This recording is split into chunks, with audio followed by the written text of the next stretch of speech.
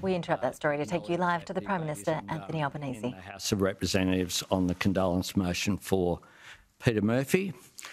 And so it's a very difficult day for the Labor family in particular, but I think across this parliament, Peter Murphy is someone who is very broadly respected as a woman of courage, intellect, integrity and character. And so there is a sadness across this parliament, and I know that that goes beyond just parliamentarians across the political spectrum. It also goes to many staff and people who knew Peter. So I do want to acknowledge that. We have had a very successful meeting of the National Cabinet.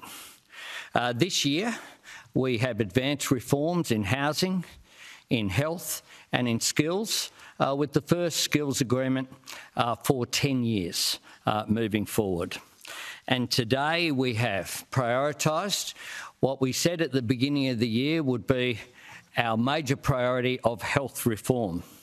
Today we're taking immediate action to take pressure off hospitals through further strengthening Medicare, but we're also locking in long-term structural health reform.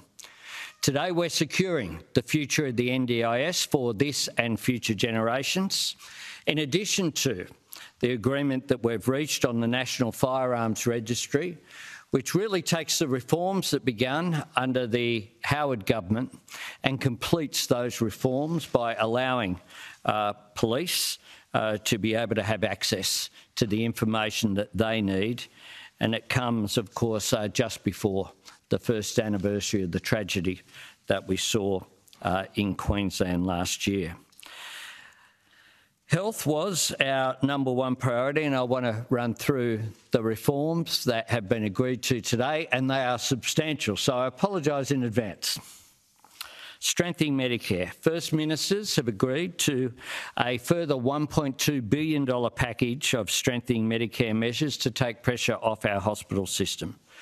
These measures, which came from the CAF process from states and territories at request of the Commonwealth, have been agreed to. They'll grow and support our health workforce while reducing unnecessary presentations to emergency departments.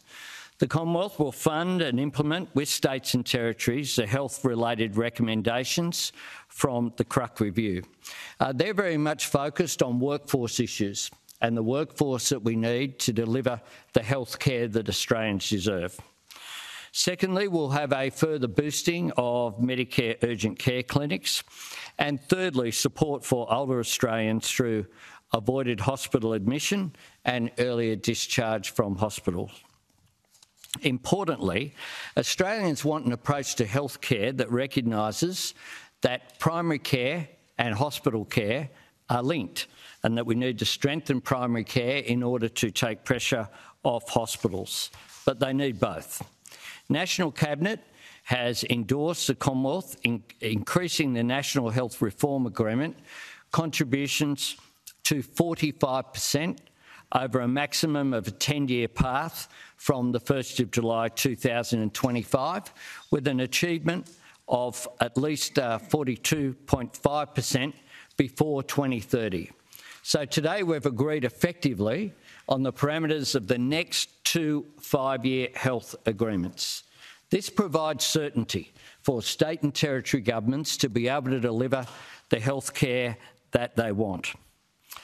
National Cabinet endorsed the current 6.5% funding cap being replaced by a more generous approach that applies a cumulative cap over that period 2025 to 2030.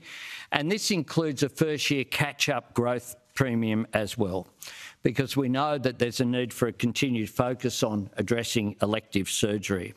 Health ministers will commence the renegotiation of the National Health Reform Agreement, addendum to embed long-term system-wide structural health reforms, including that of the NHRA midterm review findings.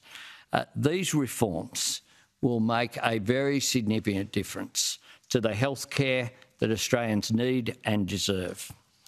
National Cabinet also acknowledged the need for reforms to secure the future of the NDIS, ensuring it can continue to provide life-changing support to future generations of Australians with a disability.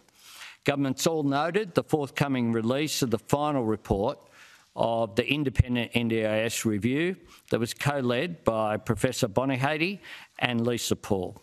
As an additional response to the NDIS review, National Cabinet agreed to work together to implement legislative and other changes to the NDIS to improve the experience of participants and restore the original intent of the scheme to support people with permanent and significant disability with a broader ecosystem of supports. To adjust state and territory NDIS contribution escalation rates, increasing from 4% to be in line with actual scheme growth, capped at 8%, with the Commonwealth paying the remainder of the scheme costs growth commencing from the 1st of July 2028. The National Cabinet agreed to jointly design additional foundation supports to be jointly commissioned by the Commonwealth and the States, with the work oversighted by the First Secretaries Group.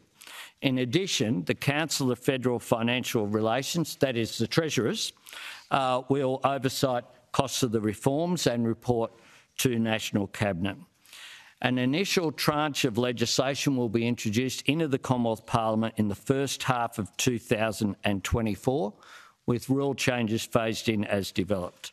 The delivery of foundational supports would look to be delivered through existing government service settings where appropriate, such as childcare and schools, phased in over time, and funding would be agreed through new federal funding arrangements with additional costs split 50-50, with final details to be settled through the Treasurers' meeting.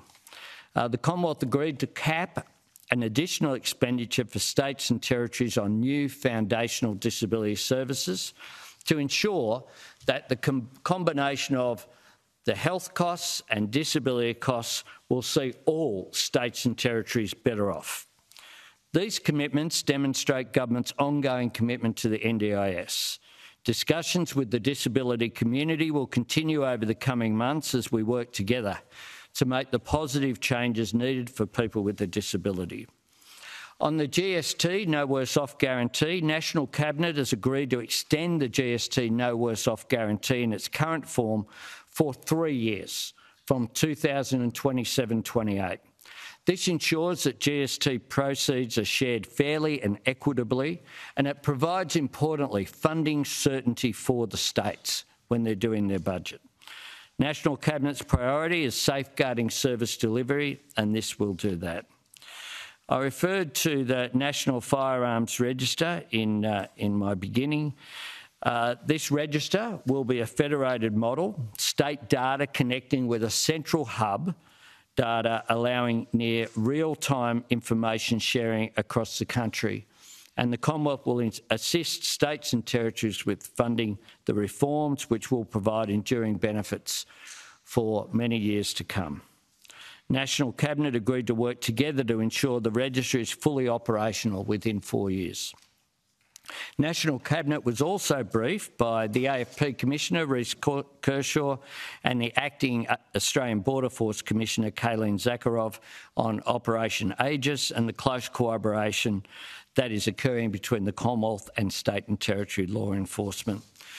This was a very successful meeting following a successful discussion that we had last night, and I think that the combination of the immediate measures on health, the long-term 10-year agreement on health, lifting up the Commonwealth contribution to hospitals at the same time as we're boosting and strengthening Medicare, along with the measures to secure the future of NDIS, mean that we end 2023 showing that federal-state relations can truly be harmonised and harnessed in a way that benefits our entire constituency, no matter which state or territory you live in. And I do want to thank the spirit of the premiers and chief ministers. I want to welcome the new premier. I think this is your first meeting here, and it has been a very successful one.